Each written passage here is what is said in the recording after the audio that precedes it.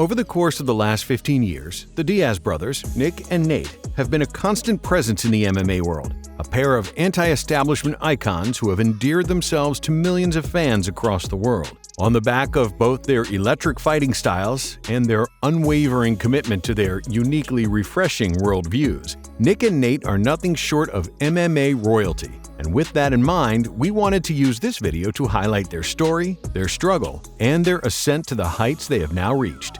This is the story of the Diaz brothers. Depending on your relationship with the sport of mixed martial arts, you may be more familiar with the younger sibling of the two, Nate, due to his connection to the biggest star in combat sports, Conor McGregor. But to tell the tale of these two legendary brawlers, we must first focus on the man who paved the way for his younger brother's eventual success, the elder Diaz brother, Nick. Born and raised in Stockton, California, Nick, being 2 years older than Nate, was the first of the pair to be drawn into the world of martial arts. The brothers had a tough upbringing, and from their own recollection of their early years in Stockton, learned about the harder side of life through their experiences on the streets, watching his friends and acquaintances struggle to break out of an area that was rampant with gangs and criminal activities. But for the then teenage Nick, martial arts served as an escape, a beacon of hope in what could have been a bleak descent. As a keen athlete from an early age, Nick trained in Aikido, karate, and wrestling before later finding his way into Sambo and later Brazilian Jiu-Jitsu and mixed martial arts. At 13, Nick brought along his younger sibling Nate, seeing within him the same desire to train and compete that he had, something that set in motion a sequence of events that would eventually lead them to stardom. And through their hours spent in the gym, honing their craft, the brothers developed a bond that grew stronger than their familial ties. As Nick continued to excel in his training, Nate followed, learning all the while. And with their commitment to this path now set in stone, Nick was the first to make the transition into professional MMA. But it wouldn't come before he experienced an almighty tragedy in his personal life. Nick's girlfriend, Stephanie, who had always supported his dream of being a fighter, committed suicide in the weeks that led up to his first foray into the cage, and to say that this moment shook him to his core would be a huge understatement. In his own words, Diaz said that his childhood ended the moment he found out about this horrific turn of events, and from that day on, he would run to the grave that served as the resting place of his girlfriend every day, repeatedly promising her that he would fulfill his goal of becoming a successful fighter. Just days after his 18th birthday, Nick debuted as a mixed martial artist, going 7-2 on the regional scene before eventually signing with the UFC in 2003. As you would expect, Nate was never too far behind, cornering his brother for each matchup before making his own pro debut under the WEC banner in 2004. Like Nick before him, Nate would carve out his own impressive record of 5-2 before finding his way into the cast of the 5th season of The Ultimate Fighter in 2007. At this point, Nick had already fought 10 times for the UFC, finding a mixed level of success before leaving the promotion to test the waters elsewhere. For Nate, even at this early stage, he was instantly branded as the younger brother of the more established Nick, and when he debuted on The Ultimate Fighter, the comparisons between the pair only strengthened. Both guys were known for their sharp boxing, endless supply of cardio, and their high-level submission skills. And while Nate fought 15 pounds below Nick at lightweight, the similarities between the two were quite clear. However, when Nate managed to win the Ultimate Fighter outright with 4 straight finishes, it became clear to us all that the Diaz brothers were both legitimately interesting prospects for their respective divisions. But at this point in time, the pair were on very different paths. Nate had finally landed in the UFC, and for the next 5 years meandered around the upper echelons of the lightweight and, for a brief time, welterweight divisions, proving himself to be a very promising fighter, even if he didn't always get his hand raised. Nate, though similar to Nick in his physical makeup and core skill set, wasn't a carbon copy of his brother by any means. As a lightweight, his long frame for the weight class allowed him to utilize tools that Nick simply didn't have. And through his submissions of Kurt Pellegrino, Melvin Guillard, and Marcus Davis, he, in many ways, singled himself out as perhaps the more offensively savvy jiu-jitsu player of the two. But even still, he couldn't really etch out the type of consistency in these first 5 years needed to mount a run at the title, despite his ever-growing status as a fan favorite. Nick, however, only truly started to find his feet after opting out of the UFC roster in 2006. After losing out by way of a doctor's stoppage against the veteran KJ Noons, Nick embarked on a now legendary 10-fight win streak, becoming the first Strikeforce welterweight champion, establishing himself as a bona fide star in the process. Nick, to put it simply, was one of the most exhilarating fighters to watch that has ever lived. A phone booth brawler to the untrained eye, it was Nick's precision boxing, ridiculous cardio, and his incredible ability to take damage and recover that made him irresistible to the fans. Fight by fight, win by win, Nick was making some serious noise under the Strikeforce banner, adding some hugely impressive notches to his belt, before eventually getting the better of former UFC veteran Paul Daly in perhaps the single greatest one-round fight of all time.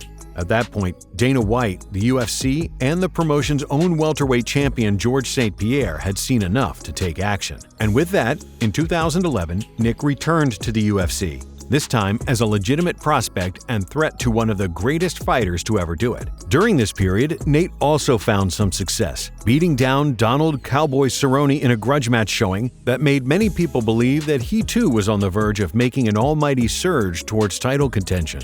However, at this point in time, Nate was still clearly the more limited fighter of the two, a more gangly frame whose susceptibility to leg kicks would prove to be his undoing when he first fought for UFC Gold in 2012. Then champ Benson Henderson made relatively easy work of Diaz, using his more diverse skill set to send Nate back to the drawing board.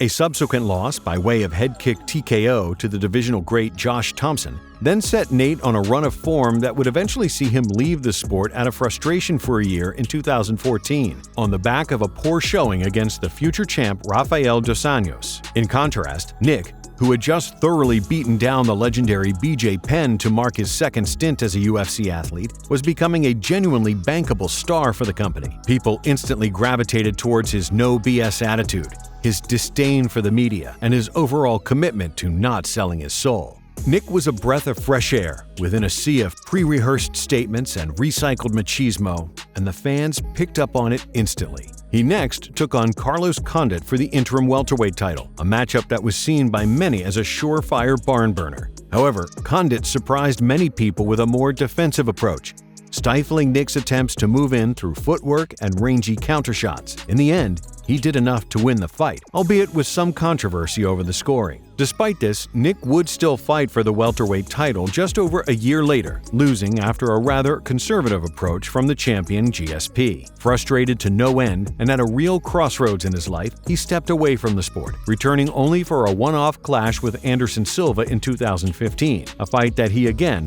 lost by way of decision. That loss would serve as Nick's final UFC outing for nearly 6 years, a period that saw him engulfed in a long, drawn-out battle with USADA, something that soured his relationship with the sport. However, while Nick had taken a back step in his own pursuit of MMA greatness, something truly peculiar was about to happen to his younger brother.